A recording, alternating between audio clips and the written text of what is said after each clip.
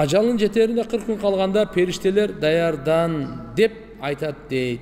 Бирок ошол сөздөр бизге белги болобу, кандай белгилер болот? Жок, эч кандай белги болбойт. Эч кандай эч ким билбейт анда. Ким качан өлөрүн. Бирок ушундай деп хикаяттарда келет, риwаяттарда. Ушундай кабар депчи. Бул эмнеге айтып атат туган? Биз эртеңки күн бизге белгисиз. Кээде каткырып күлүп жүрө берет. Bir ayın içinde meselesi çekilgen уже anıqıdır. Bir ayın içinde meselesi çekilgen. Bunu ayet etkandan elhamdülillah tuğanlar inşallah Allah'ın unutmayla yaşaylı. Kaçan gelip kala bilgisiz de. Kaçan gelip kala. İbn Ömer radıyallahu anh etkan var.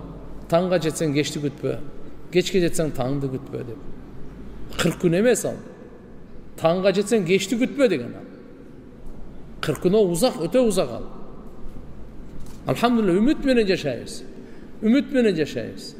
Biroq ошол кезде тугандар, musulman adam daima жараткан Алла субхана ва тааланын берген нематына шүгүр кылып, туура иштетип, бирөөгө зулумдук кылбай, акысын тез нарыдан берип чечип, бирөөнү ушактабай. Эгерде адам жашоодон чарчап жүргөн болсо, сыгылып өзүн өлтүргүсү келип, эч кимге эч нерсе айтпай, эч ким менен сүйлөшпөй жатса, жин киргендин белгиси эмеспи? Карап туруңуз. Эгерде мурда жакшы эле сүйлөп жүргөн, баары менен мамиле кылып эле, эгерде азыр ушундайга өтүп калган болсо, каратыш керек, окутуш керек. Жөн эле эмес да. Врачтар алып барды, диагностика кылды, эч кандай ден соолугу баары эле жакшы. Бирок такыр эле азыркындай сыгылып, эч ким менен сүйлөшкүсү келбейт. Албетте иншалла.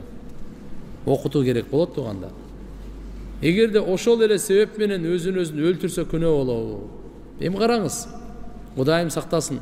Бирөөгө жин тийип, анан кийин өзүн асып алган болсо, иншалла бул кечиримдүү тугандар.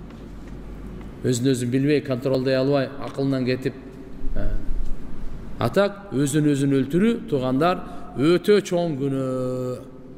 Алла Таалам берген жашоо нематын ошону кагып, ошону жок кылып болбойт.